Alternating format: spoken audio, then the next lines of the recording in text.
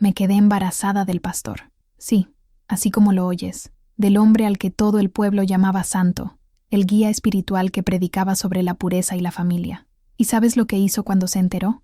Me dio la espalda y me arrojó al fuego de la vergüenza, como si yo fuera la única culpable. ¿Alguna vez has cargado sobre tus hombros un pecado que no era tuyo? ¿Has sentido el peso de las miradas de reojo, de los susurros venenosos, de gente que antes te abrazaba en misa y después te volteaba la cara en la calle? Pues eso fue lo que me pasó a mí, en San Miguel de Allende, en el interior de Guanajuato, en los años 70. En aquella época, yo era una viuda de apenas 32 años, el corazón todavía apesadumbrado por el luto, 2 hijas pequeñas que dependían de mí y una soledad que me comía por dentro. Fue en ese agujero de dolor que apareció él, el pastor José Luis, con sus palabras dulces, sus promesas de consuelo y esa manera de quien parecía ver mi alma. La comunidad aplaudía. Mira qué generoso, visitando a la hermana María Guadalupe, cuidando de sus hijas, rezando en su casa. Mal sabían ellos que cada visita escondía algo que, tarde o temprano, iba a destruir mi paz. Al principio, yo creía que era solo cariño fraternal, pero pronto los abrazos duraban más de lo normal. Sus manos sostenían las mías demasiado tiempo, y las oraciones susurradas parecían confesiones íntimas.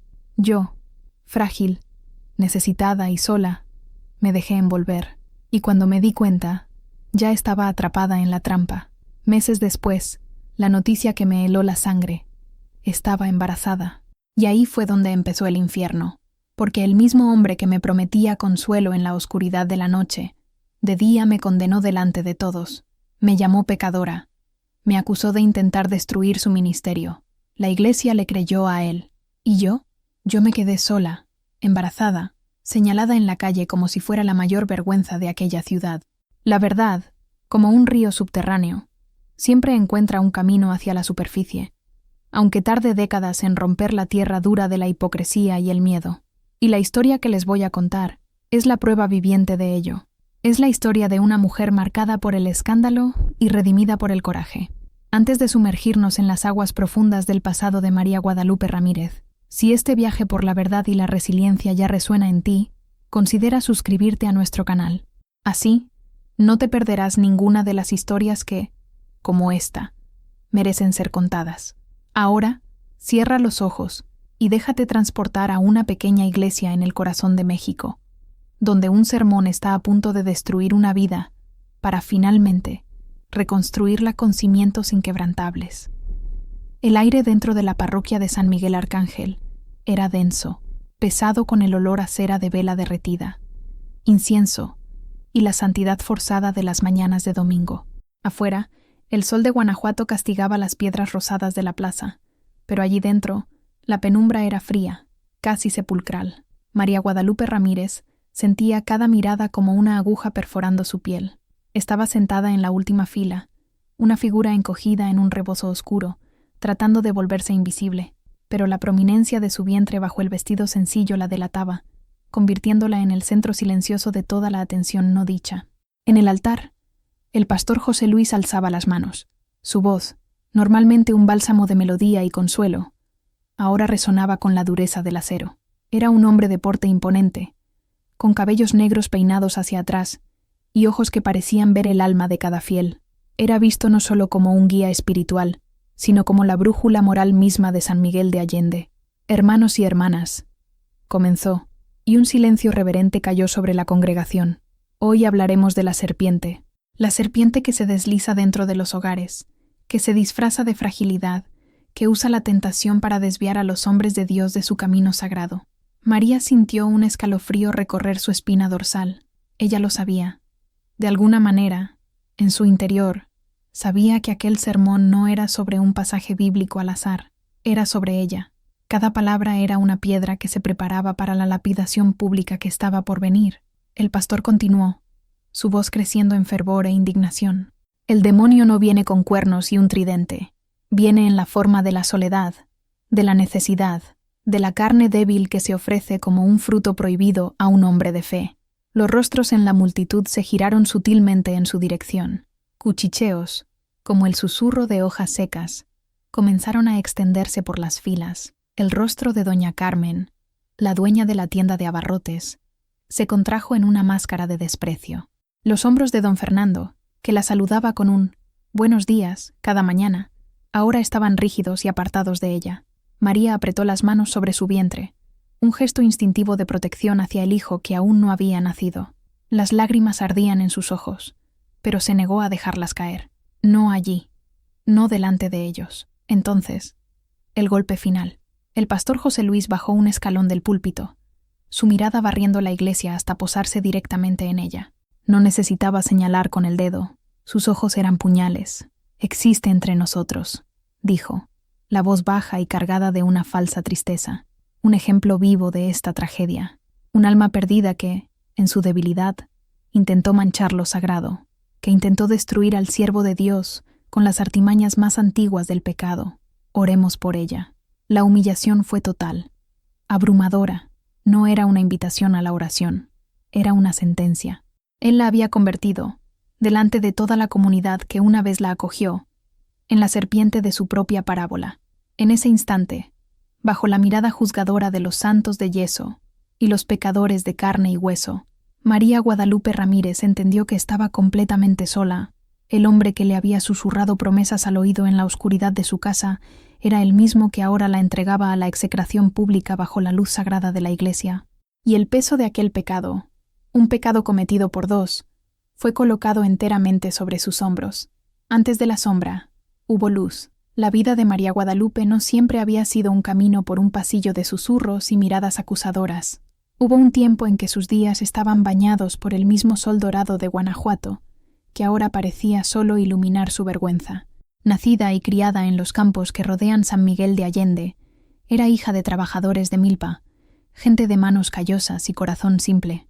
Su infancia tuvo el olor a tierra mojada, el sabor de tortillas frescas hechas en el comal y el sonido de las risas de sus padres al final de un largo día de trabajo. Se casó joven, como era la costumbre.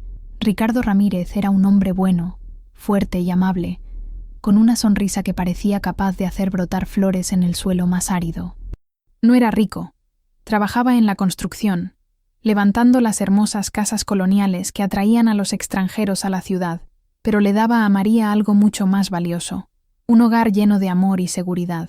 La pequeña casa de adobe de ellos, con geranios rojos desbordándose de las ventanas, era un santuario. Allí vieron nacer a sus dos hijas, Elena, la mayor, con los ojos serios y el alma observadora del padre, y Sofía, la menor, con la risa cristalina y la energía contagiosa de la madre. La vida era simple, dictada por las estaciones del año y el calendario religioso. Los domingos, la familia entera caminaba hasta la parroquia, no por obligación, sino por un sentimiento genuino de comunidad y fe. María, en esa época, era una mujer de belleza serena. Sus largos cabellos negros estaban recogidos en una trenza gruesa que caía sobre su espalda. Sus ojos castaños, grandes y expresivos, reflejaban la bondad de su alma. Encontraba alegría en las pequeñas cosas, en el bordado de un mantel, en la preparación de un mole esmerado para las fiestas, en la forma en que Ricardo la abrazaba al llegar del trabajo, con el olor a polvo y sudor mezclado con el amor. La iglesia era el centro de su vida social y espiritual. El pastor José Luis ya estaba allí, una figura respetada y distante. Sus palabras en los sermones eran como la palabra de Dios, y su presencia imponía una reverencia casi mística. Para la joven María, él era tan parte del paisaje como las montañas que abrazaban la ciudad, intocable, incuestionable. Ella y Ricardo soñaban con ver a sus hijas estudiar, quizás incluso convertirse en maestras. Soñaban con envejecer juntos, sentados en el porche, viendo a sus nietos jugar en el patio. Eran sueños humildes, tejidos con los hilos de la rutina y la devoción mutua. En aquellos días, el futuro parecía un camino claro y soleado, extendiéndose sin fin ante ella. María se sentía bendecida, protegida por su fe, por su marido y por las paredes de su hogar. No podía imaginar que una tormenta se estaba formando en el horizonte, una que arrancaría el árbol más fuerte de su jardín y dejaría el suelo expuesto y vulnerable. El cambio llegó sin previo aviso, como una helada inesperada en una noche de primavera.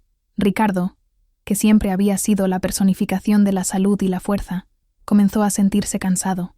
Al principio, Fueron solo quejas de dolores en el cuerpo, atribuidas al trabajo pesado, pero el cansancio se profundizó, robando el brillo de sus ojos y la fuerza de sus brazos. En pocas semanas, apenas podía levantarse de la cama. El médico del pueblo, un hombre anciano de pocas palabras, habló de fiebre del valle, una enfermedad que a veces asolaba la región, pero las medicinas no hacían efecto. La fiebre de Ricardo subía y bajaba, y su respiración se volvía cada vez más difícil, como si estuviera tratando de respirar bajo el agua. María pasó días y noches a su lado, aplicando compresas frías en su frente, tratando de forzarlo a tomar caldos y tés.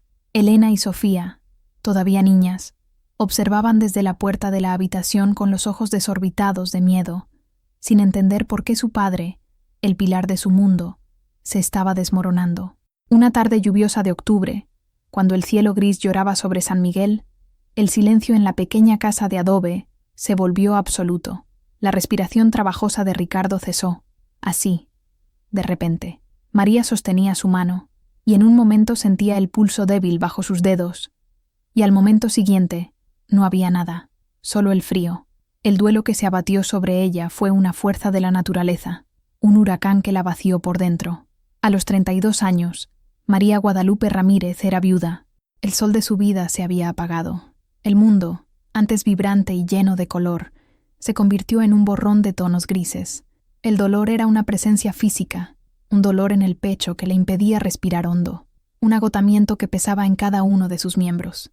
El funeral fue un desfile de rostros tristes y palabras de consuelo que apenas registró.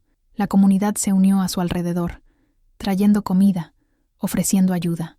Pero al final del día, cuando la última visita se iba y la puerta se cerraba, solo quedaban ella y sus 2 hijas en una casa que de repente parecía demasiado grande y vacía.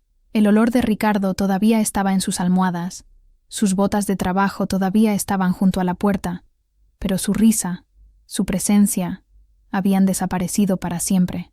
La responsabilidad cayó sobre sus hombros como una montaña. No solo tenía que lidiar con su propio dolor abrumador, sino también ser fuerte por Elena y Sofía, que ahora se aferraban a ella como si tuvieran miedo de que ella también pudiera desaparecer. La fe, que antes era su cimiento, ahora parecía frágil. Rezaba, pero sus oraciones parecían rebotar en el vacío. En su vulnerabilidad, María era un campo abierto, un suelo removido por la tragedia, listo para que cualquier semilla, buena o mala, fuera plantada. Fue en ese vacío de desesperación que la figura del pastor José Luis se materializó, ya no como una presencia distante en el altar, sino como una constante en su puerta. Comenzó a visitar la casa de María bajo el pretexto de ofrecer consuelo espiritual. «Es el deber de la Iglesia cuidar de sus viudas y huérfanos», decía, su voz aterciopelada llenando el silencio de la casa. Sus primeras visitas fueron formales. Se sentaba en la sala, con la Biblia en el regazo, y leía pasajes sobre la vida eterna y el consuelo divino. Rezaba con María y sus hijas, y su presencia, de hecho, traía una extraña sensación de paz. Él era la autoridad, la representación de Dios en la tierra, y su interés por su pequeña y sufrida familia parecía una señal de que no estaban completamente desamparadas. La comunidad veía estos gestos con aprobación. «Qué hombre tan santo, el pastor José Luis», comentaban en la plaza. «Mira cómo cuida de la pobre viuda Ramírez y de sus niñas. Traía pequeñas canastas de pan y frutas, donaciones de la iglesia», decía él. Bromeaba con Elena y Sofía, preguntando sobre sus lecciones y dándoles dulces. Para las niñas, se convirtió en una figura paterna sustituta. Para María, un pilar de estabilidad en medio del caos. Ella comenzó a apoyarse en él. Sus visitas se convirtieron en el punto culminante de sus días grises. Él la escuchaba, la dejaba llorar y hablar sobre Ricardo, sobre sus miedos y sus incertidumbres. No la juzgaba por su debilidad. Por el contrario, parecía admirarla por su fuerza. José Luis era un maestro en su arte. Sabía exactamente qué palabras usar, qué versículos citar para hacerla sentir especial, vista por Dios y por él. Hablaba de la prueba de Job, de cómo Dios prueba a los que más ama. «Usted, María», dijo una vez, con los ojos fijos en los de ella, «es una mujer de una fe inmensa. Dios no le daría esta carga si no supiera que usted es lo suficientemente fuerte para llevarla». Para una mujer que se sentía rota e invisible, esas palabras eran como agua en el desierto. Comenzó a verlo no solo como un pastor, sino como un confidente, un amigo. La gratitud que sentía por él era inmensa, una devoción que rayaba en la adoración. No se dio cuenta, en ese momento, de que la valla que él estaba construyendo a su alrededor no era para protegerla, sino para aprisionarla. Se estaba convirtiendo en su único vínculo con el mundo exterior, su única fuente de consuelo, y al hacerlo, la estaba aislando sutilmente de todos los demás. La oveja perdida estaba siendo cuidadosamente separada del rebaño, no para ser salvada, sino para ser devorada.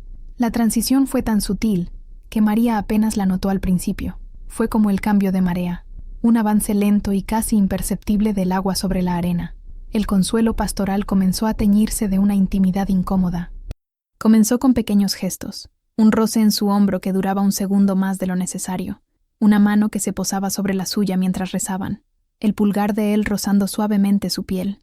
Al despedirse en la puerta, el abrazo formal de condolencias se volvió más apretado, más prolongado.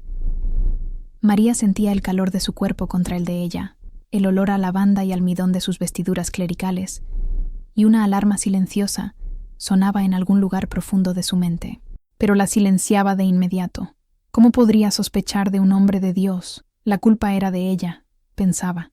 Era su propia necesidad, su soledad, la que estaba malinterpretando los gestos de bondad. Estaba tan hambrienta de un toque humano, de un poco de afecto, que estaba viendo cosas donde no había nada. Una tarde, mientras ella desahogaba sus dificultades financieras, llorando silenciosamente en la cocina, él se acercó por detrás. En lugar de una palmadita en el hombro, colocó ambas manos sobre sus hombros y los apretó suavemente. «No llore, María Guadalupe», susurró, su voz cerca de su oído. «Dios no la ha abandonado. Y yo tampoco». El aliento cálido en su cuello la hizo estremecer. En otra ocasión, elogió su cabello. «Debería soltarlo más a menudo», dijo, sus ojos recorriéndola de una manera que la hizo sentir desnuda. «Es hermoso, un regalo de Dios». Ningún hombre, aparte de Ricardo, le había hablado de esa manera. El comentario la dejó sonrojada y confundida. Una mezcla de halago y vergüenza. Comenzó a usar su vulnerabilidad como una llave. Hablaba de su propia soledad como siervo de Dios, de lo difícil que era llevar la carga de tantas almas sin tener a nadie con quien compartir la suya. La elevó a la posición de su confidente, haciéndola sentir única, elegida. «Solo con usted puedo ser yo mismo, María», confesó una vez, con una mirada de falsa melancolía. Estos momentos eran como pequeñas fisuras que aparecían en la fachada de su santidad. María se sentía en un terreno movedizo. Parte de ella, la parte que había sido esposa y mujer, reconocía las señales de un cortejo, pero la otra parte, la viuda devota, se negaba a creerlo. Estaba en una lucha interna consigo misma. La gratitud que sentía por él luchaba contra el instinto que le decía que algo estaba terriblemente mal. Él era su pastor, su guía, y ella, su oveja. La idea de que el pastor pudiera tener intenciones de lobo era tan monstruosa que su mente se negaba a contemplarla. José Luis era un tejedor hábil, y su telaraña estaba hecha de palabras divinas retorcidas para servir a propósitos terrenales. Nunca fue vulgar ni directo. Su seducción fue un ejercicio de manipulación psicológica y espiritual, tan bien ejecutado, que María se sentía cómplice de su propia trampa. Comenzó a reinterpretar las escrituras para ella durante sus visitas. Hablaba sobre el amor en sus formas más amplias, sobre cómo la conexión entre dos almas podía ser una forma de oración, un reflejo del amor de Dios. Citaba el Cantar de los Cantares, describiendo la pasión y el deseo como dones divinos, no como pecados. A veces María, decía, su voz baja y persuasiva, mientras se sentaban en la penumbra de la sala, Dios nos une de maneras misteriosas, pone a una persona en el camino de otra para sanar heridas. El roce, el consuelo, no son de la carne, sino del espíritu que habita en la carne. La hacía sentir que la conexión que estaban desarrollando era algo sagrado, predestinado. La aisló de sus pocas amistades restantes, criticando sutilmente los consejos que le daban. «Doña Elvira no entiende la profundidad de su dolor», decía. «La gente de fuera solo ve lo superficial. Nuestra conexión es diferente, es espiritual». También usaba la culpa de ella a su favor. Cuando ella se apartaba de un toque más íntimo, él adoptaba una expresión de dolor. ¿Me ve como un hombre cualquiera, María?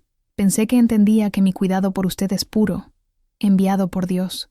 Si usted lo mancha con pensamientos pecaminosos, quizás la debilidad esté en su corazón, no en mis acciones. Esta inversión de la culpa era devastadora. Ella se sentía avergonzada por su propia desconfianza, por su cuerpo que reaccionaba a él con una mezcla de miedo y una chispa de deseo largamente dormida. Era una viuda. No debería sentir nada de eso. Él la convenció de que cualquier sentimiento impuro era una falla de ella, no una consecuencia de la manipulación de él. La casa de ella, antes un santuario de su familia, se convirtió en el escenario de su asedio. Encontraba excusas para visitarla por la noche, después de que las niñas ya estuvieran durmiendo. Traía un libro, un pan dulce, pretextos para prolongar su estancia. La atmósfera se cargaba, suspendida. Hablaba sobre la belleza de ella, sobre la fuerza que veía en ella, mezclando halagos terrenales con bendiciones divinas hasta que los dos se volvían indistinguibles. María estaba agotada por el dolor, la soledad, la lucha diaria por la supervivencia, y él ofrecía un oasis, un lugar donde era admirada, deseada, cuidada. Dejó de luchar contra la corriente, creyó, o se forzó a creer, que aquel afecto extraño e intenso era la respuesta de Dios a sus plegarias. Se estaba ahogando, y él le tendía la mano. No se dio cuenta de que la mano que la sacaba del agua de la soledad la estaba, en realidad, arrastrando a un remolino mucho más peligroso. La noche en que la línea fue irrevocablemente cruzada fue una noche de tormenta, no solo en el cielo, sino en el alma de María.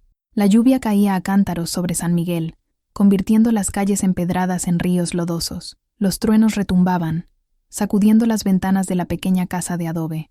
Elena y Sofía, asustadas, dormían juntas en la misma cama, buscando consuelo una en la otra. José Luis había aparecido más temprano, con el pretexto de verificar si las goteras en el techo de María, que él mismo había reparado semanas antes, estaban conteniendo el agua. La lluvia se intensificó, y él declaró que sería imprudente intentar volver a casa en esas condiciones. «Es peligroso afuera», dijo, con una gravedad que parecía aplicarse a mucho más que solo al clima. Se sentaron en la cocina, la única luz proveniente de una lámpara de aceite que proyectaba sombras danzantes en las paredes. La tormenta exterior creaba una intimidad forzada, un mundo que se reducía a esa pequeña habitación cálida. Él hablaba en voz baja, su presencia llenando el espacio. María estaba particularmente frágil ese día. Era el aniversario de su boda con Ricardo. El dolor de su ausencia era agudo, crudo. Había llorado todo el día, y sus ojos estaban hinchados. Se lo confesó a José Luis. Y él, como siempre, tenía las palabras adecuadas. «Él está con Dios, María», dijo, tomando su mano sobre la mesa. «Pero Dios no la ha dejado sola. Él me envió a usted». Luego comenzó a hablar sobre cómo el alma necesita consuelo, y a veces el consuelo espiritual necesita un vehículo físico. Retorció la teología y el deseo en un nudo tan apretado que María ya no podía ver dónde terminaba uno y comenzaba el otro. Se levantó y caminó hacia ella, parándose detrás de su silla. Sus manos se posaron en sus hombros, masajeando la tensión allí. Sus dedos eran fuertes, y el toque, aunque supuestamente reconfortante, envió una corriente eléctrica por su cuerpo. «Usted carga tanto peso, mi querida María», susurró. «Deje que alguien la ayude a llevarlo. Solo por esta noche». La giró para encararla y se arrodilló frente a ella, sus ojos al mismo nivel que los de ella. Secó una lágrima que corría por su mejilla con el pulgar. «Esto no es pecado», murmuró, como si leyera sus pensamientos. «Esto es sanación. Es la gracia de Dios manifestándose a través de mí para usted». En ese momento, en la soledad de esa noche de tormenta, con el corazón roto por la nostalgia y la mente nublada por meses de manipulación, María cedió. La necesidad de ser sostenida, de sentir el calor de otro cuerpo, de no estar sola con su dolor, fue más fuerte que la alarma que gritaba en su conciencia. Cuando él la besó, no fue con pasión violenta, sino con una ternura calculada, casi reverente, como si estuviera participando en un rito sagrado. Y en su confusión y necesidad, ella se aferró a él. Se permitió, por unas horas, creer en su ficción. Se permitió ser sanada. La lluvia afuera lavaba el mundo, Pero dentro de esa casa, una mancha indeleble se estaba creando, una que la lluvia nunca podría borrar. Después de esa noche, la dinámica entre ellos cambió para siempre. Lo que era implícito se convirtió en un secreto compartido, un pacto silencioso que los unía en una complicidad peligrosa. Las visitas nocturnas de José Luis se convirtieron en rutina. Siempre llegaba tarde, cuando las calles de San Miguel estaban desiertas y las luces de las casas vecinas ya se habían apagado. Para el mundo exterior, él seguía siendo el pastor dedicado que cuidaba de la viuda afligida. Pero dentro de las paredes de esa casa, él era otro hombre. Le dejaba notas en su Biblia, pequeños versos de amor y deseo disfrazados de meditaciones espirituales. Le traía pequeños regalos, un pañuelo de seda, un frasco de agua de colonia, cosas que una viuda pobre jamás se compraría. María vivía en un estado de perpetua disonancia cognitiva. Durante el día, la luz del sol traía claridad y una vergüenza corrosiva. Iba al mercado, a la iglesia, y sentía el peso de su secreto como una capa de plomo. Cada sermón que él predicaba sobre pureza y moralidad era una puñalada en su corazón. Se sentía sucia, una hipócrita. Pero por la noche, en la penumbra iluminada por velas, él la hacía sentir diferente, la elogiaba. Decía que ella lo rejuvenecía, que era su refugio secreto del peso del mundo. La convenció de que su amor era una anomalía sagrada, una excepción a la regla, bendecida por Dios en su excepcionalidad. «Somos como David y Betsabé», dijo una vez, «una historia de amor que los hombres comunes no pueden comprender». Ella se aferraba a esas palabras porque la alternativa, admitir que estaba siendo utilizada por un hombre poderoso y manipulador, era demasiado aterradora. Aceptar la fantasía de él era más fácil que asimilar la dura realidad. Se volvió dependiente de él, no solo emocionalmente, sino también financieramente. Él dejaba dinero discretamente sobre la mesa, una ofrenda de la iglesia para las niñas, decía, pero ambos sabían de dónde venía y lo que significaba. Sus hijas, Elena y Sofía, sentían el cambio en la atmósfera de la casa. Aunque no entendían la causa, percibían la tensión en su madre, la forma en que se sobresaltaba con cada ruido por la noche. Elena, la mayor y más perceptiva, comenzó a mirar al pastor José Luis con una desconfianza infantil, un instinto que la hacía encogerse cuando él intentaba acariciar su cabeza.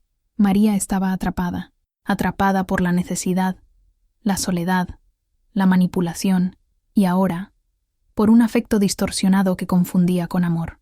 Le había entregado las llaves de su casa, de su cuerpo y de su alma, y él las sostenía con fuerza, sabiendo que ella no tenía a dónde ir. El cuerpo de María comenzó a enviarle señales que su mente intentaba ignorar. Una fatiga que no provenía solo del trabajo duro, una sensibilidad a ciertos olores, y luego, la ausencia de su ciclo menstrual. Al principio, lo atribuyó al estrés, a la mala alimentación.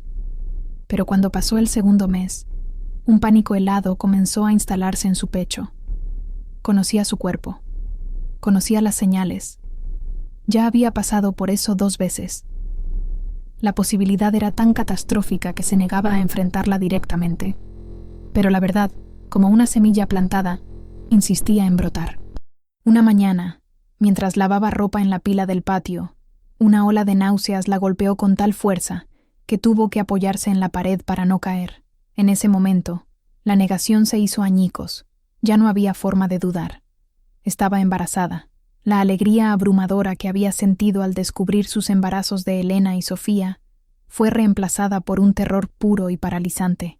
Un niño era una bendición, su fe se lo decía, pero este niño era la prueba viviente de su secreto, de su caída. Era la materialización de meses de encuentros clandestinos y teología retorcida. Su primera reacción fue de desesperación. ¿Qué haría? ¿Cómo se lo explicaría a sus hijas? ¿Y a la comunidad?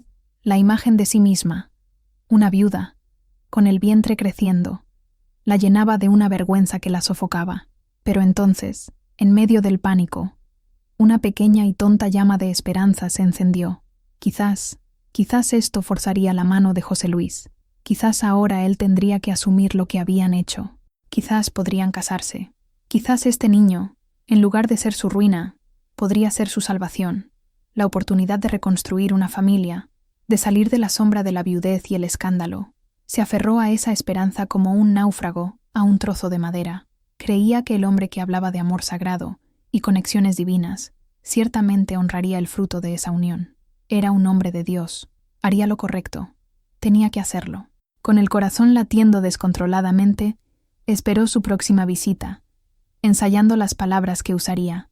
La noticia que llevaba en su vientre era, al mismo tiempo, una sentencia de muerte y su única esperanza de vida. Y todo dependía de la reacción del hombre que se autodenominaba su Salvador. Cuando José Luis llegó esa noche, encontró a una María diferente.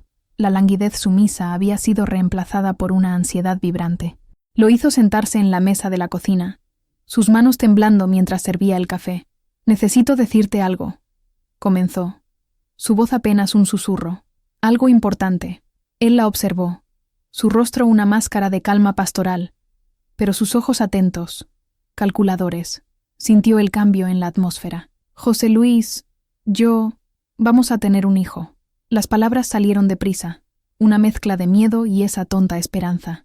Lo miró fijamente, buscando en su rostro la alegría, el alivio, la aceptación que tanto anhelaba.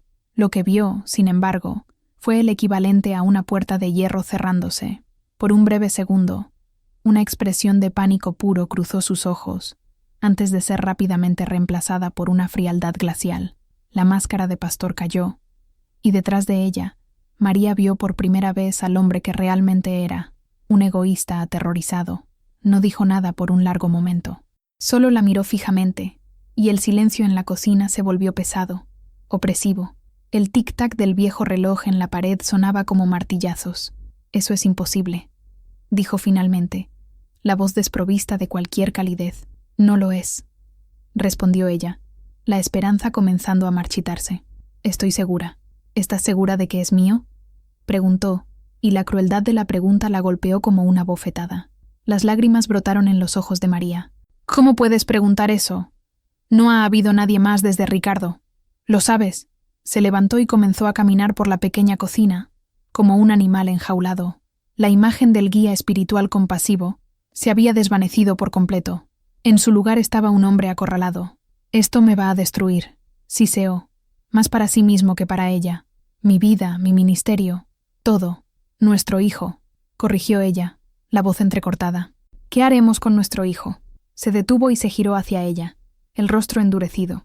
«No hay un nosotros. No hay un nuestro hijo. Estás tú y tu problema. Tienes que resolverlo». «¿Resolverlo?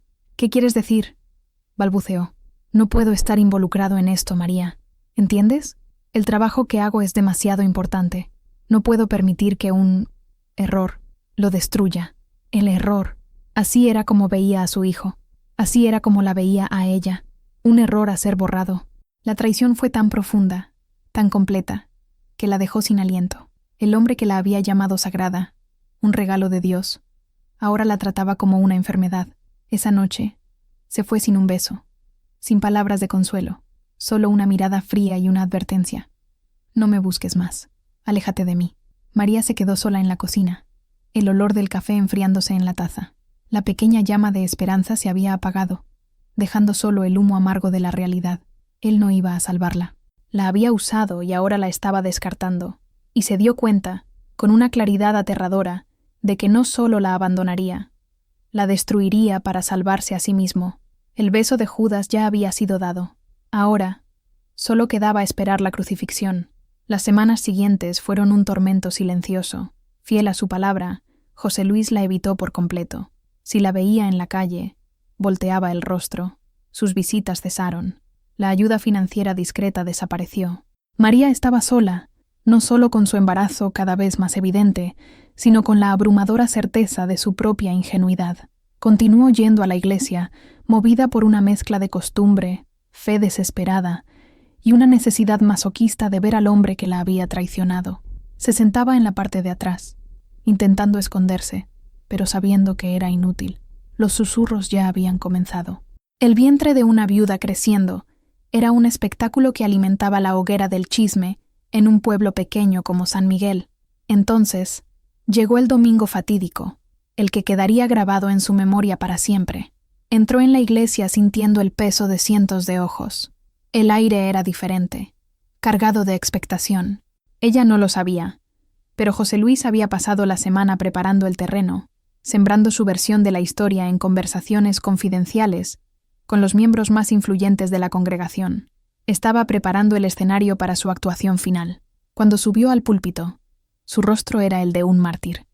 Parecía cansado, abatido, como un hombre que lleva una gran carga. Y entonces comenzó su sermón sobre la serpiente, sobre la tentación, sobre la mujer que usa su fragilidad como un arma. María escuchó, el corazón martilleando contra sus costillas. Era como ver su propia ejecución siendo anunciada. Cada palabra de él era una mentira cuidadosamente construida para absolverlo y condenarla. Se pintó a sí mismo como la víctima, el hombre de Dios acosado por la pecadora necesitada. Convirtió la intimidad que habían compartido en un acto de agresión por parte de ella. Robó la verdad, la retorció y se la arrojó de vuelta como lodo. Cuando finalmente la señaló con la mirada, la humillación fue tan intensa que el mundo pareció girar.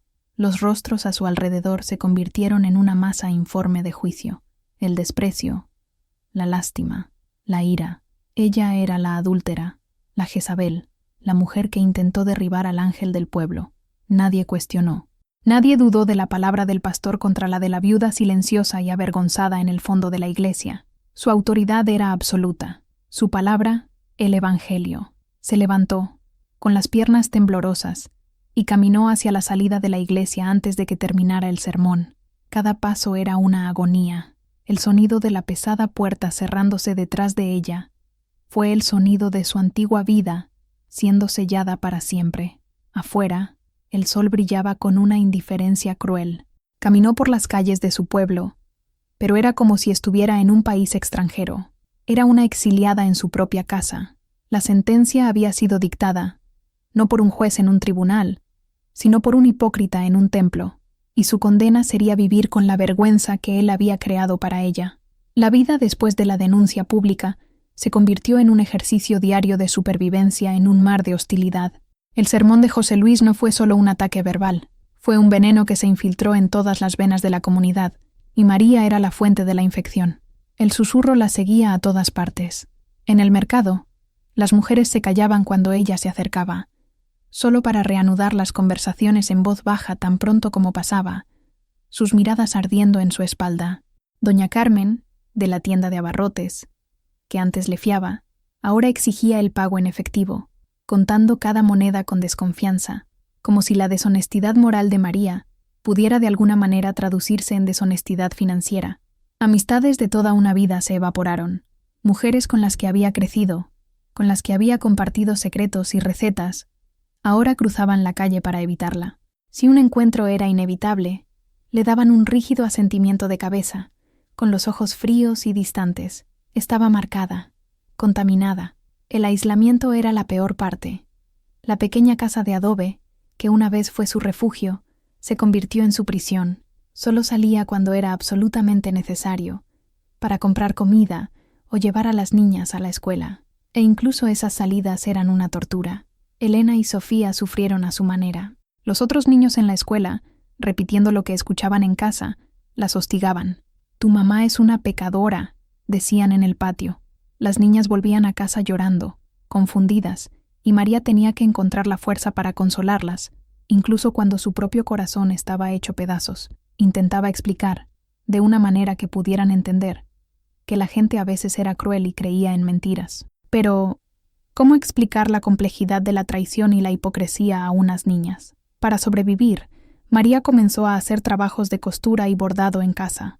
Mujeres que no querían ser vistas con ella en público aún le daban trabajo en secreto, dejando las telas en su puerta y recogiendo las piezas terminadas por la noche. Era humillante, pero era lo que ponía pan en la mesa. Cada día era una batalla contra la desesperación. Había momentos, en las largas noches solitarias, en que pensaba en rendirse, en huir del pueblo. Pero, ¿a dónde iría? ¿Y cómo podría abandonar el único hogar que sus hijas conocían?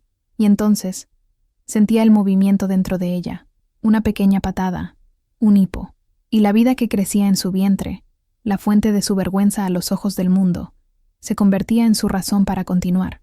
Ese bebé, concebido en engaño, merecía nacer, merecía ser amado. Y el amor por sus hijos Los dos que ya tenía y el que estaba en camino, se convirtió en su armadura. En medio del océano de desprecio, una pequeña isla de bondad emergió. Doña Inés, una mujer anciana que vivía al final de la calle, era la viuda del antiguo médico del pueblo. Era una figura respetada, pero que se mantenía al margen de la vida social y religiosa de San Miguel. Tenía ojos perspicaces que parecían ver a través de las apariencias y una reputación de ser un tanto excéntrica y demasiado franca.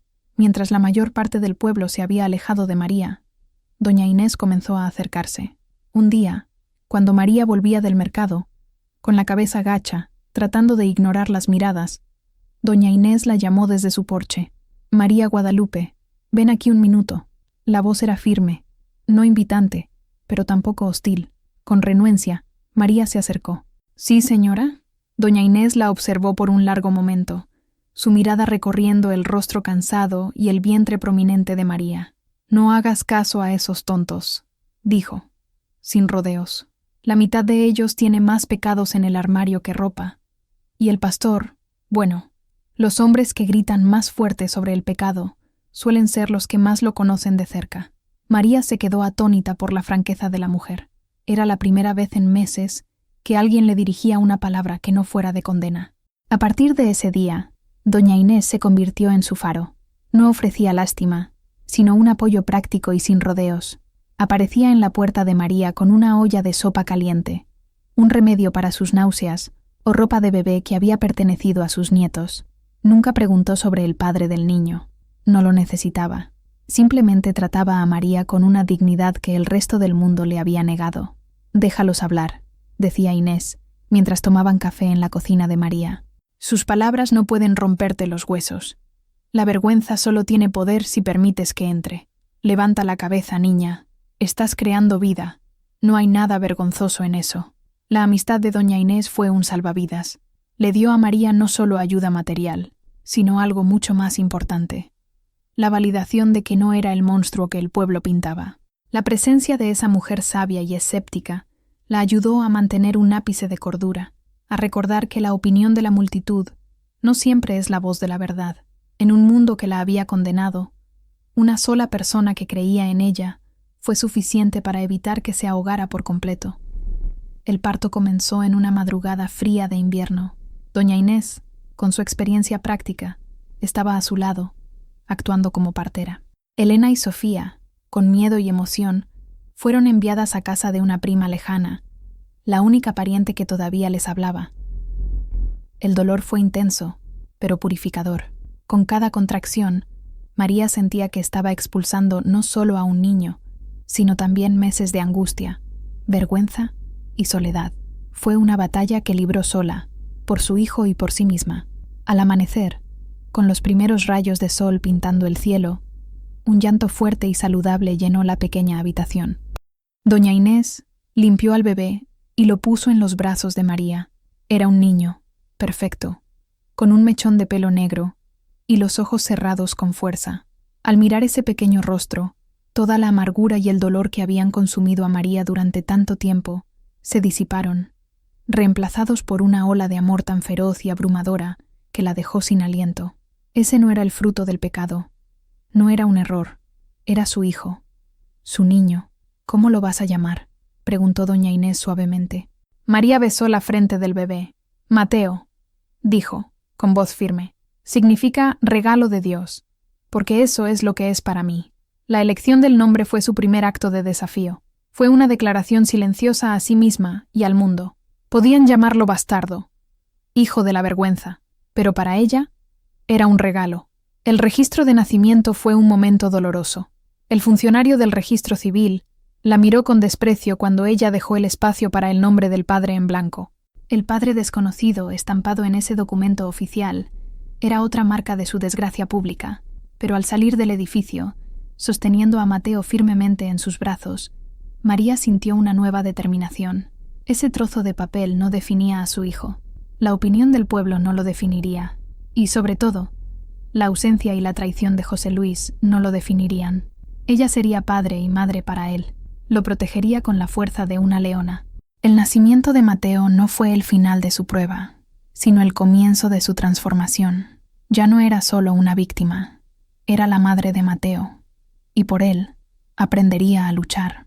Los años que siguieron fueron una larga y ardua cuesta. Criar a 3 hijos sola, con recursos escasos y bajo el estigma social, exigió de María una fuerza que no sabía que poseía. Los días eran una sucesión interminable de tareas. Levantarse antes del amanecer para preparar el atole y las tortillas, llevar a los niños a la escuela, volver a casa y encorvarse sobre la máquina de coser hasta altas horas de la noche, con los ojos ardiendo bajo la luz tenue de la lámpara. El dinero siempre era escaso. Había días en que la única comida era frijoles y tortillas. La ropa de los niños era remendada innumerables veces. Pero dentro de la pequeña casa de adobe, María creó un refugio de amor y normalidad. No importaba cuán hostil fuera el mundo exterior. Dentro de esas paredes, eran una familia. Elena y Sofía crecieron y se convirtieron en el apoyo de su madre. Ayudaban a cuidar de Mateo, hacían las tareas domésticas y protegían a su hermano menor con una ferocidad que nacía de la lealtad y el amor. Entendían, de una manera que las palabras no podían expresar, el sacrificio de su madre. Mateo creció siendo un niño callado y observador. Era dolorosamente consciente de su diferencia. En la escuela, la pregunta ¿y tu papá? Era una constante que aprendió a desviar con el silencio. Veía la tristeza en los ojos de su madre cuando surgía el tema, la forma en que apretaba la mandíbula. No entendía la historia completa, pero sentía su peso. Esa sensación de injusticia moldeó su carácter. Se convirtió en un lector voraz, devorando los pocos libros que podía conseguir prestados. Desarrolló un agudo sentido del bien y del mal, y una aversión a cualquier forma de hipocresía. El dolor de su familia se convirtió en el combustible de su ambición. María observaba a su hijo crecer, y veía en él una determinación que la llenaba de orgullo y un poco de miedo. Veía la inteligencia en sus ojos, la forma en que analizaba las situaciones, y sabía que no era el tipo de persona que aceptaría las cosas como eran. Mientras tanto, el pueblo de San Miguel de Allende lentamente comenzó a cambiar. Llegaron nuevas personas.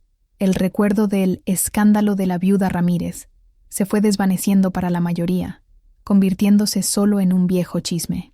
María y su familia alcanzaron una especie de paz renuente, una normalidad ganada a pulso. El dolor todavía estaba allí, una cicatriz profunda, pero la vida había crecido a su alrededor, como un árbol que crece alrededor de una cerca de alambre de púas. La cerca todavía está allí, pero el árbol sigue creciendo hacia el sol. Mientras la vida de María era una lucha diaria por la subsistencia y la dignidad, la de José Luis florecía. Haberse librado del escándalo, con tanta habilidad, transformándose de perpetrador en víctima, solo aumentó su estatura a los ojos de la jerarquía de la Iglesia. Era visto como un hombre que había resistido la tentación y salido más fuerte. Su congregación en San Miguel creció. Sus palabras eran más fervientes. Sus sermones sobre moralidad y familia, más apasionados. Nadie veía la ironía. Se convirtió en una figura prominente no solo en el pueblo, sino en toda la región de Guanajuato. Era invitado a hablar en conferencias. Su opinión era buscada por políticos locales, y su influencia se extendió como una mancha de aceite. Supervisó la expansión de la parroquia, añadiendo una nueva ala con vitrales importados de España. Organizaba grandes eventos de caridad, posando para fotos junto a los pobres, distribuyendo alimentos y bendiciones con una sonrisa benevolente. Para el mundo, era la personificación de la piedad y el éxito. María veía todo esto desde lejos. Leía sobre sus logros en el periódico local. Escuchaba a la gente elogiarlo en la calle. Cada palabra de alabanza hacia él era como sal en su herida. Lo veía pasar por la plaza en un coche nuevo, saludando a la gente con un gesto paternal, y el contraste entre la vida de él y la de ella era un abismo. Él había construido su trono sobre las ruinas de la vida de ella. Enseñó a sus hijos a evitarlo. Si lo veían al otro lado de la calle, cruzaban. Si él entraba en una tienda, ellos salían. Era un boicot silencioso, una pequeña y particular forma de resistencia. Mateo, en particular, observaba al pastor con un odio frío y silencioso.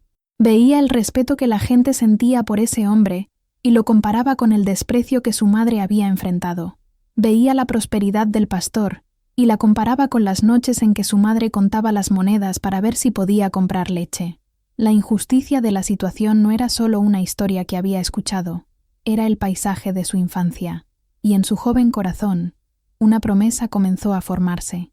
Un día, de alguna manera, la balanza se equilibraría. La semilla de la rebelión que brotó en el corazón de Mateo floreció en una determinación inquebrantable. No era un chico de peleas o palabras rabiosas. Su arma era su mente. Se destacó en la escuela, su sed de conocimiento impresionando a sus maestros. Con la ayuda de una beca ganada con mucho esfuerzo, logró lo que parecía imposible para un joven de su origen, un lugar en la Facultad de Derecho en Querétaro. Dejar San Miguel fue difícil, pero necesario. En la universidad, se sumergió en los estudios.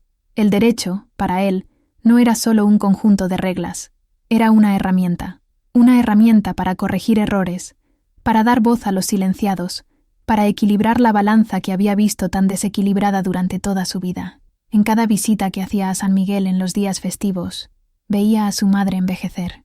Veía la dignidad con la que llevaba sus cicatrices, pero también veía la sombra del dolor que nunca la había abandonado por completo. También veía al pastor José Luis, más poderoso e intocable que nunca. Fue durante su último año de carrera que tuvo lugar la conversación. Estaban sentados en la cocina, tal como María y José Luis se habían sentado tantos años antes. Mateo, ahora un joven alto y serio, con los mismos ojos expresivos de su madre, la miró y dijo: «Madre, ya es suficiente». María lo miró confundida. «¿Suficiente de qué, mi hijo?» «De silencio», respondió él. «Has pasado toda tu vida cargando un peso que no era tuyo. Él construyó un imperio sobre tu vergüenza. Eso no está bien. Y no voy a seguir mirando sin hacer nada». El miedo se apoderó de María. Miedo por su hijo. «Mateo, no, déjalo estar. Es el pasado. Es un hombre poderoso. No puedes luchar contra él». «Yo puedo», dijo Mateo, su voz tranquila, pero llena de una convicción de acero. «Y tú también puedes». «Podemos. Madre, sé que duele, pero necesito que me cuentes todo, cada detalle, cada palabra que dijo, cada promesa que hizo. La verdad es la única arma que tenemos». La sugerencia de su hijo era aterradora. Remover ese pasado era como abrir una tumba. Pero al mirar el rostro de Mateo, no vio a un niño en busca de venganza. Vio a un hombre en busca de justicia. Un hombre que la amaba lo suficiente como para querer liberarla del fantasma que la acechaba. El coraje de él encendió una chispa en el de ella. Una chispa que pensaba que se había apagado hacía mucho tiempo. Con la voz temblorosa al principio, pero ganando fuerza con cada palabra, María comenzó a contar. Habló de la soledad, la manipulación, las escrituras retorcidas, las promesas susurradas, la traición. Por primera vez, dio voz a toda su historia, y al contarla, sintió que un peso que había llevado durante décadas comenzaba a aliviarse. Las palabras de Mateo resonaron en la mente de María durante días. La idea de confrontar el pasado era aterradora, pero la posibilidad de justicia era embriagadora. Recordó algo que había escondido hacía más de 20 años, un secreto dentro de su secreto. En el fondo de su ropero, debajo de una pila de sábanas viejas, había una pequeña caja de madera. Era la caja donde guardaba los recuerdos de Ricardo, el certificado de matrimonio, algunas fotos descoloridas, un mechón de cabello de cada una de sus hijas cuando eran bebés. Pero había algo más allí. Con manos temblorosas, sacó la caja y la abrió. El olor a cedro y tiempo la golpeó. Retiró los recuerdos de su marido, y debajo de un fondo falso que ella misma había improvisado, había un pequeño paquete de cartas y notas, atadas con una cinta descolorida. Eran las notas que José Luis le había dejado, palabras de amor y deseo escritas en su caligrafía elegante y distintiva, citas bíblicas sacadas de contexto para justificar sus encuentros, pequeños poemas, promesas de un futuro que nunca tuvo la intención de cumplir. Las había guardado no por sentimentalismo, sino por un instinto de autopreservación que ella misma no entendía en ese momento. Era como si una parte de ella supiera que algún día necesitaría pruebas. Releer esas palabras fue como verter alcohol en una herida antigua. El dolor era agudo, pero también traía una claridad cortante. La manipulación estaba allí, negro sobre blanco. El hombre que la había negado públicamente había dejado atrás un rastro de su propia culpa. Extendió las cartas sobre la mesa de la cocina. La luz de la tarde iluminaba la caligrafía de él, las palabras que la habían engañado, las mentiras que habían definido su vida. «Mi amada paloma en el desierto», decía una nota. «Nuestro encuentro es un salmo secreto que solo Dios puede escuchar». decía otra. Esas ya no eran cartas de amor, eran pruebas. Eran la munición que Mateo había dicho que necesitaban. Durante décadas, la vergüenza la había mantenido en silencio.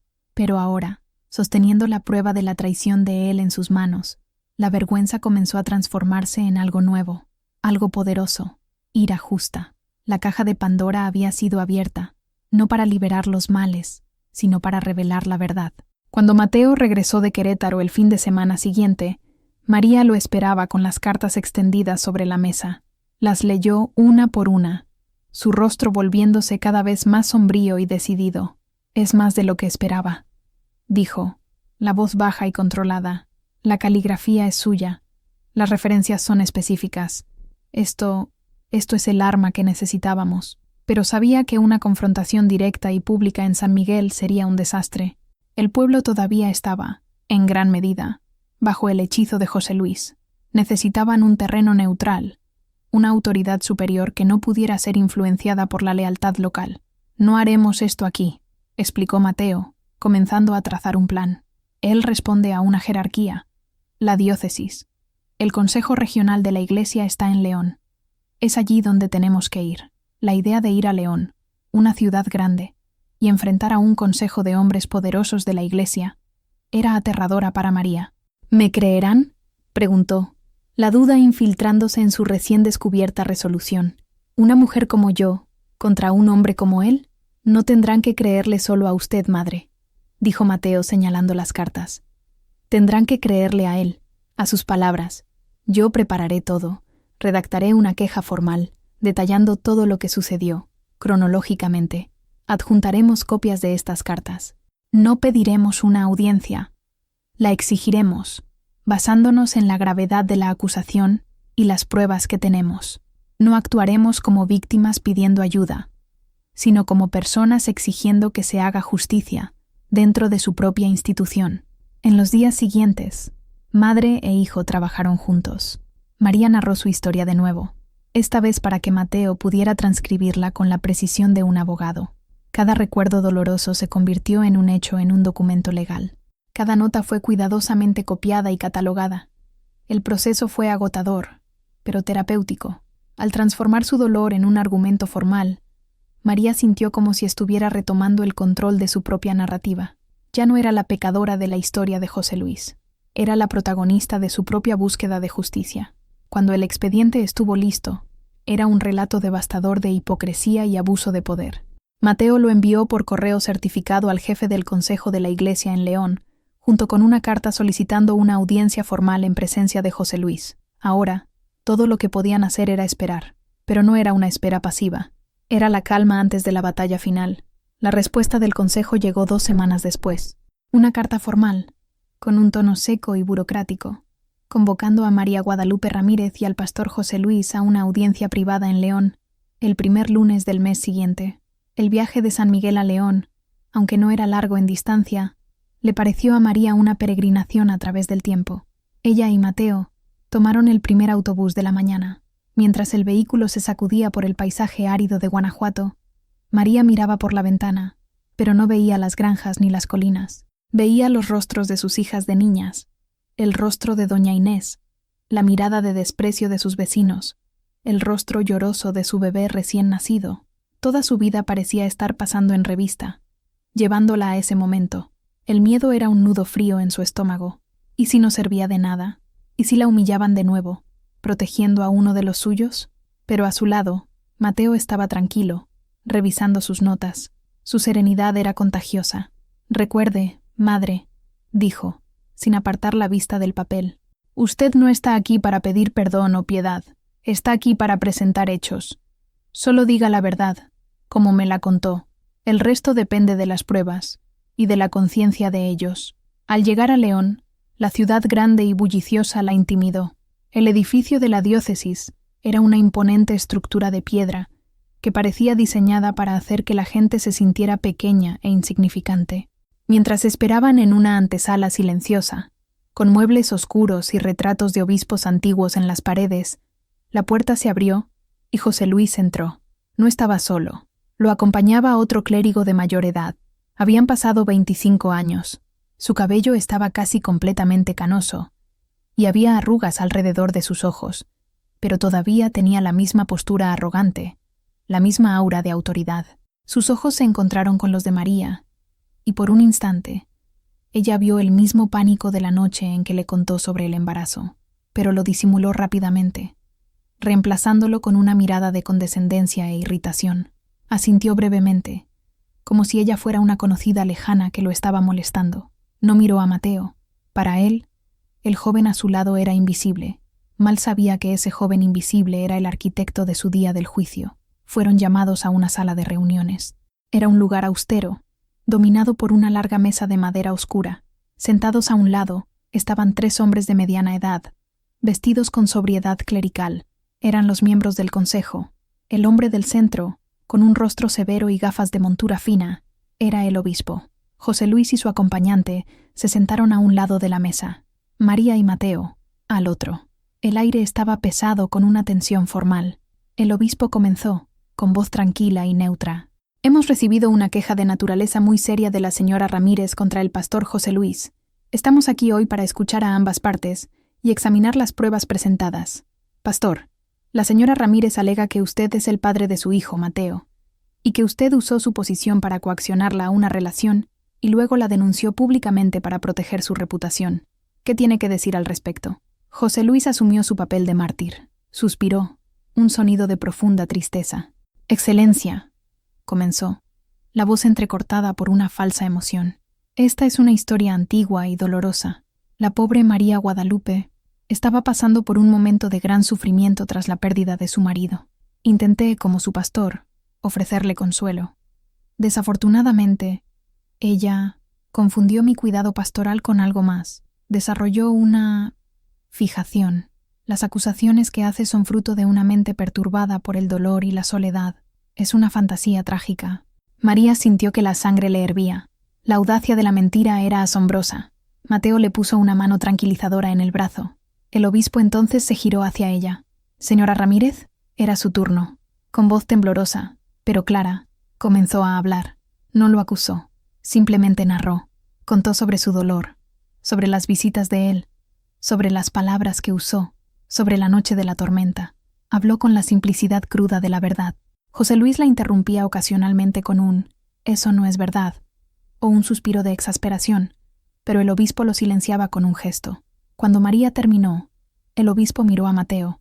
«Usted, como su representante, ¿tiene algo que agregar?» «Sí, Excelencia», dijo Mateo levantándose. «El pastor José Luis describe la versión de mi madre como una fantasía. Afortunadamente, las fantasías no suelen dejar un rastro de papel». Tomó el portafolio y colocó una copia del expediente frente a cada miembro del consejo. «Estos son facsímiles de varias notas y cartas que el pastor José Luis escribió a mi madre durante el período en cuestión. Nos gustaría llamar su atención sobre la caligrafía y, lo más importante, sobre el contenido». El silencio en la sala fue roto solo por el sonido de los papeles al ser volteados. Los rostros de los miembros del consejo cambiaron de escepticismo a una seria preocupación a medida que leían. El rostro de José Luis perdió el color. No esperaba eso. Probablemente, ya ni se acordaba de las notas que había escrito en su fervor arrogante, seguro de que nunca serían usadas en su contra. «Esos papeles pueden ser falsificados», dijo, la voz un poco más alta de lo normal. «Esa es una alegación seria, pastor», dijo el obispo, mirándolo por encima de las gafas. Tomó una de las copias. «Voy a leer un pasaje en voz alta. Mi amada paloma en el desierto. Tu sufrimiento es el mío. Que nuestro encuentro esta noche, bajo el manto de la oscuridad, sea un bálsamo para ambos. El Señor entiende las necesidades del corazón que los hombres no pueden juzgar. Pastor, ¿es esta su caligrafía?» José Luis dudó. Negarlo sería arriesgado. La caligrafía era inconfundiblemente suya. «Yo puedo haber escrito algunas notas de consuelo. Las palabras están siendo sacadas de contexto». «Entonces pongámoslas en contexto», intervino Mateo, tranquilo e incisivo. «Esta carta, fechada 2 semanas antes del bautizo del hijo de doña Elena, coincide con la noche en que mi madre describió que usted la visitó tarde, y esta otra, donde usted menciona que la belleza de una mujer justa es un regalo que incluso un hombre de Dios tiene derecho a admirar, fue entregada junto con un pañuelo de seda que mi madre todavía conserva. ¿Niega haberle dado el pañuelo? Cada pregunta de Mateo, cada prueba presentada, era como un ladrillo que se quitaba del muro de mentiras de José Luis. Su compostura comenzó a desintegrarse. Tartamudeaba. Sus negaciones se volvían más débiles, más desesperadas. La imagen del siervo de Dios justo y perseguido se estaba deshaciendo ante los ojos del consejo. El golpe final vino del propio obispo. Miró a José Luis con una decepción fría y cortante. «Pastor, por más de 20 años, usted ha predicado desde el púlpito sobre la familia, la moralidad y la verdad. Ha construido una reputación sobre esos pilares. Pero estas cartas cuentan una historia muy diferente. Cuentan la historia de un abuso de confianza de la forma más grave». Luego se giró hacia María. Su mirada no era de lástima, sino de un respeto recién descubierto. «Señora Ramírez, ¿por qué esperó tanto tiempo?». María miró a su hijo, y luego de vuelta al obispo. «Porque durante mucho tiempo la vergüenza fue más fuerte que la verdad, y porque no tenía voz. Hoy», dijo, su voz finalmente firme e inquebrantable, «mi hijo me ha dado una». En ese momento, el resultado de la audiencia ya estaba sellado, no por la decisión de los hombres en la sala, sino por el poder de la verdad que finalmente había salido a la luz. El desmoronamiento de José Luis era completo. Estaba sentado, encogido en su silla, un hombre disminuido, expuesto. El hipócrita finalmente había sido desnudado ante sus pares. La decisión del consejo fue rápida y decisiva. Le pidieron a María y a Mateo que esperaran afuera mientras deliberaban con José Luis. Los minutos se alargaron. Desde dentro de la sala, podían oír voces elevadas, luego un pesado silencio. Cuando la puerta se abrió, José Luis salió, con el rostro gris como la piedra del pasillo. No los miró, pasó de largo. Un hombre derrotado, su arrogancia reemplazada por un vacío hueco. El obispo los llamó de nuevo. «El consejo ha tomado su decisión», anunció formalmente. «José Luis será removido de su puesto en la parroquia de San Miguel Arcángel inmediatamente. Será trasladado a un monasterio de clausura en otro estado para un periodo de penitencia y reflexión. Ya no podrá servir como pastor. Además, la diócesis hará una restitución financiera a usted y a su hijo, como un reconocimiento, aunque tardío, de nuestra falla institucional en protegerla». María no lloró. Sintió solo un inmenso y profundo alivio, como si un peso que había llevado en su espalda durante 25 años simplemente se hubiera desintegrado. La noticia de la caída del pastor José Luis se extendió por San Miguel de Allende como un reguero de pólvora. Al principio, hubo incredulidad, luego conmoción y, finalmente, una ola de chismes y revaluaciones. La gente que la había condenado ahora la miraba con una nueva perspectiva. Algunos, con culpa, otros, con una admiración renuente. Las mismas personas que susurraban sobre su pecado, ahora susurraban sobre su coraje. La historia fue recontada, esta vez con un nuevo villano y una nueva heroína. Doña Carmen, de la tienda de abarrotes, le ofreció un crédito generoso. Don Fernando se quitó el sombrero ante ella en la calle. No fue una redención repentina y universal, pero fue un cambio. La balanza, finalmente, se había equilibrado. La caída de José Luis no fue el final de la historia de María, fue el comienzo de un nuevo capítulo. Con el peso del secreto y la vergüenza removidos, ella floreció. La restitución financiera de la diócesis le dio una seguridad que nunca había tenido. Pudo renovar su pequeña casa, ayudar a sus hijas, que ahora estaban casadas y tenían sus propios hijos, y asegurarse de que sus nietos tuvieran las oportunidades que sus hijos no tuvieron. Mateo se graduó con honores y, fiel a su promesa, abrió un pequeño despacho de abogados en Querétaro. Se especializó en defender a mujeres en situaciones de abuso, usando la ley como la herramienta que siempre supo que podría ser. La historia de su madre fue el fuego que forjó su carrera y su propósito, pero el mayor cambio fue en María. Liberada de su pasado, encontró una nueva voz, una nueva misión. Al ver cómo el aislamiento y la vergüenza podían destruir a una mujer, decidió que ninguna otra pasaría por lo que ella pasó, si podía evitarlo. Con la ayuda de Mateo, se mudó a Querétaro y fundó un grupo de apoyo para viudas y madres solteras. El grupo comenzó pequeño, con unas pocas mujeres reuniéndose en su sala de estar, pero creció rápidamente. Allí, encontraban un espacio seguro para compartir sus historias, sus miedos y sus esperanzas, sin juicio. María no predicaba, escuchaba. No ofrecía lástima Ofrecía solidaridad. Usó su propio dolor para sanar el dolor de los demás. Ella, que había sido una paria, se convirtió en una matriarca, una líder comunitaria respetada no por su santidad, sino por su humanidad, por su resiliencia. La mujer que había sido silenciada por un hombre poderoso, ahora estaba dando voz a cientos de otras mujeres. Hoy, a los 74 años, María Guadalupe Ramírez se sienta en el porche de su casa en Querétaro, viendo a sus nietos jugar en el jardín. Sus manos, que una vez fueron callosas por el trabajo duro y temblaron de miedo, ahora están tranquilas en su regazo. Su rostro está surcado de arrugas, pero cada una de ellas cuenta una historia no de sufrimiento, sino de supervivencia. Sus hijas, Elena y Sofía, y su hijo, Mateo, están con ella. Son su corona, su legado. Mateo se ha convertido en un abogado de renombre, un feroz defensor de los derechos de las mujeres, conocido en todo el estado. El nombre que una vez fue marcado por el escándalo, ahora es sinónimo de justicia. La historia de María ya no es un secreto susurrado, es un testimonio, una lección que comparte con las mujeres de su grupo de apoyo. Les enseña que la vergüenza es una prisión cuyas rejas están hechas de silencio, y que la llave de la libertad es el coraje de decir la verdad. Ya no siente amargura por José Luis. Se ha convertido en una figura pequeña y lejana en su memoria, un catalizador de la fuerza que descubrió dentro de sí misma. La verdadera victoria no fue la caída de él, sino su propio ascenso. Mirando el cielo del atardecer, María Guadalupe Ramírez sonríe.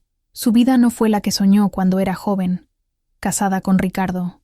Fue más difícil, más dolorosa, pero de una manera extraña y profunda, más significativa. Aprendió que la fe no se encuentra solo en los púlpitos de las iglesias, sino en la resiliencia del espíritu humano, y que no existe poder, ya sea religioso o secular, que sea más grande que la dignidad de una mujer que decide, finalmente, levantar la cabeza y reclamar su propia historia. La historia de María Guadalupe Ramírez no es solo sobre un error o una traición.